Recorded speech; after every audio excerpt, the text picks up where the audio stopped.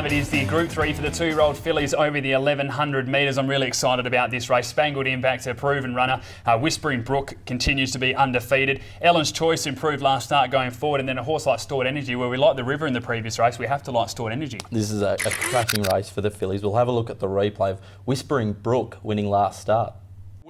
And Triple Event to the outside, further back in the field, Bonnie Be Good. Whispering Brook led them at the 250 from Chinstrap. Harvey was forced to go for the whip on Lusaha. It's Whispering Brook when they went by the 150, getting away from Chinstrap. Lusaha, Whispering Jack over Hurricane Jack on the inside is next, but Whispering Brook pulls away, and Whispering Brook makes a great return. We mentioned in the previous race, and when it comes to the 2-year-olds, it's just the professionalism that you look for. She just ticks all the boxes. She's done it in the trial, she's done the race meet, she goes straight to the front, she can relax through the run, then she's got that turn of foot late. You take a look at her victories, beating Storm Power by a length, and then beating Hurricane Jack by 3 lengths as well. She's got a lot of class, and she'll be right up there in Simon Miller's 2-year-old, so I think she's going to be very hard to beat. That race last preparation at Belmont as well, when she won, she came from off the speed, so she ticks that box as well. There's also in this race Spangled Impact, as you mentioned, Adam, coming off that really good trial and 2 race wins already. Ticks a lot of boxes. The biggest thing as well, Patrick Carberry, of course, rode Ellen's Choice, and elected to go the way of Spangled Impact. Mike Sanchez just knows how to train a 2-year-old. It's as simple as that. We're seeing the form continue with Glitterbell for him as well. So this horse goes into the race 2 from 2. Couldn't have been any more impressive with the victories so far. The recent trial, as you mentioned, untouched. Patrick Carberry just came to the outside and tapped the line strongly. She deserves to be our favourite. I love these 2-year-olds that can run on, Adam. And another one is number 4, Stored Energy. Was probably a little bit stiff to lose to the River. You swap runs, it probably wins. Stored Energy is going to be a better 3-year-old than 2-year-old. There's no doubt about that at all. But as you mentioned, any 2-year-old that runs on consistently is a big positive. She's done that in her start so far, finishing only 2 lengths behind the Kelp, 2 starts ago, and 1 length behind the River in the 2-year-old Magic Millions as well. Barrier 4, the 54 kilos, that she'll be coming home strongly if conditions do suit. Let's take a look at the selections. I'm going to go with number 2, Whispering Brook here. From 1, Spangled Impact, number 4, Stored Energy, and 3, Ellen's Choice. Adam, I'm going with number 4, Stored Energy on top of 1, Spangled Impact, 2, Whispering Brook, and 17, High Conviction. Race number 6 at Ascot, scheduled to commence at 4:10. It is the listed sweeps JC Roberts Stakes over the 1800 metres. A lot of these horses, of course, race it in the listed Piper, and that's where we saw Heartstarter be so impressive. Yeah, he was good. The half-brother to Real Love, our Perth Cup winner. Let's have a look at that replay of him leading all the way and winning last start. They turned at the 300. Big Red Costa came at Heartstarter. At the 250, Heartstarter, they led the way. Who Dat Singer pulled around their heels. They just set after him. On the inside, Heartstarter from Who Dat Singer with 100 left to go. Heartstarter, the leader. Who Dat Singer won't get to him. And Heartstarter, he comes away to win the Piper. Heartstarter scored 3/4 of a length.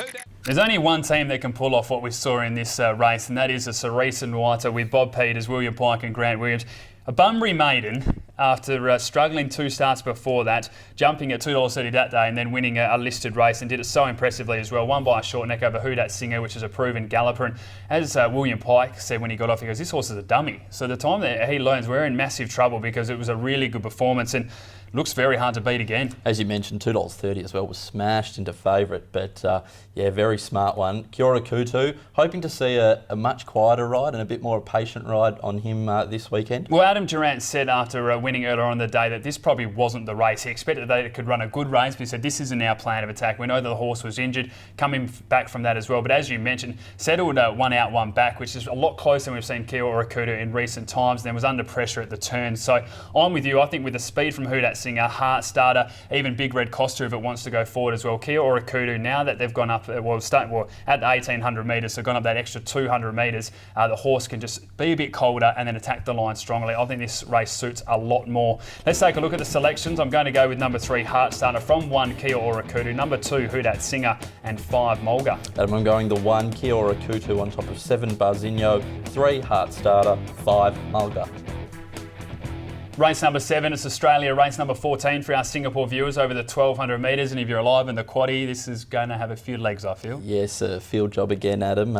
Let's have a look at the replay of last start. Roger the Roman, sorry for those punters who backed it, but let's have a look at it running second last start. Up near the inside, Lord Balthazar, Roman Fighter coming to the middle, then Roger the Roman. Potent Secret joined Distant Memory at the 200 post. King of the Palace a length and a half away. Here's Roger the Roman gunning them down on the outside. King of the Palace, look at Roger the Roman though. Roger the Roman went to King of the Palace. King of the Palace fought back. King of the Palace wanted to drift out but was too good for Roger the Roman. Roger the Roman in career best form, but as you said, if you were on at that start, it's pretty hard viewing. It was very unlucky indeed. Only lost by 0.8 lengths from barrier 12. So many positives in this race now. Barrier 4, 2 kilo claim to Jake Casey, just carrying the 56 kilos, and steps up to 1200 metres, which although having one race at that distance and never placing, I see as a really big positive. But there was another one that was really unlucky in that race as well, and it was probably a little bit more hidden, and that was number 2, Travelling. Just could not get out. You could see Clint Johnson-Porter trying to weave through, and when he finally did, probably took ground off Roger the Roman in that final 100 metres, and for mine, the 1200 suits Travelling a lot more. You look at the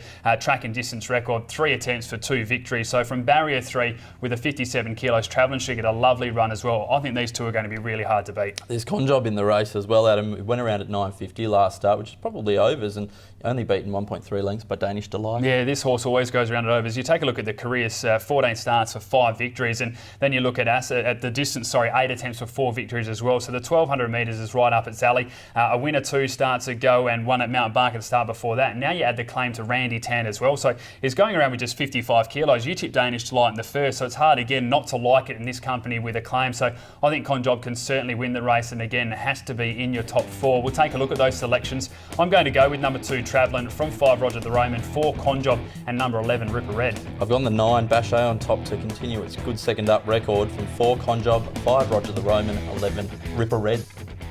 Race 8, it's Australia, race number 15 for our Singapore viewers. It's over the 1100 metres, and again, one of the toughest races to try and find a winner. I think will be getting nice odds about whatever you back in the final race. Absolutely. Let's have a look at Classical Prince, given a peach of a ride last start by Aaron Mitchell.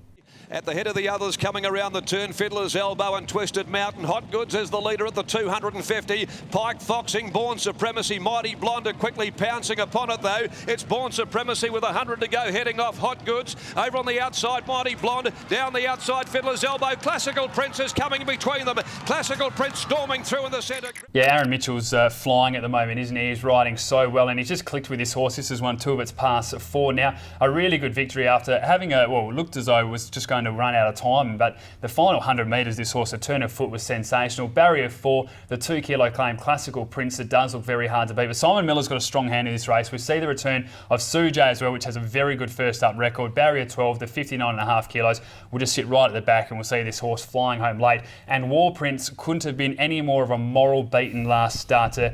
Aaron Mitchell just stood there, couldn't get out. If he had, I think this horse would have beaten Kenosha comfortably in the end as well, and the money had come for it as well. About $4 into $2.70 as they started. So with some luck, going up in weight's obviously a small concern, but with some luck, War Prince will be very hard to beat again. Peter Nucky taking the ride. We've also got that wonderfully consistent mare by Time Thief, Volkov.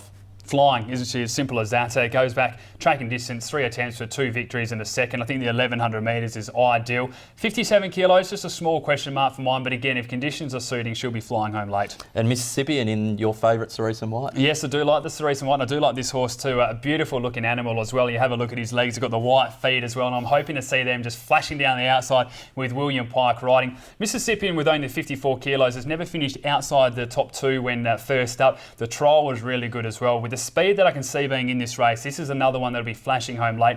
The barrier is obviously a massive concern, but I'm just hoping that they go too fast out in front and Mississippi runs on. And good luck to Darren McCauley calling that one in the run as well. It'll be good fun as you see her coming home late. Let's take a look at the selections. I'm going to go with number 12, Mississippian, from number 5, Volkov, number 4, Classical Prince, and 3, War Prince. I'm going the 4 on top, Adam. Classical Prince from 5, Volkov, 13, Senso, 9, Born Supremacy. Well, it's time now to take a look at our best bets for the card. I thought it was a really hard day as well to try and just narrow it down to 2. I've gone with race 1, number 1, Carry the Nation, and race 3, number 3, Arcadia Dream. I've gone with race 2, number 9, Poonamoo, and race 8, number 4, Classical Prince. Let's hope that there's plenty of winners throughout from this program for everybody that has been viewing it. Make sure you do follow us on social media. We'll be very active again on the weekend. PerthRacing.com.au for your event information as well. On behalf of Mark and myself, hopefully happy punting for you over the weekend. We'll be back again next week with another edition of Box Seat. Good luck.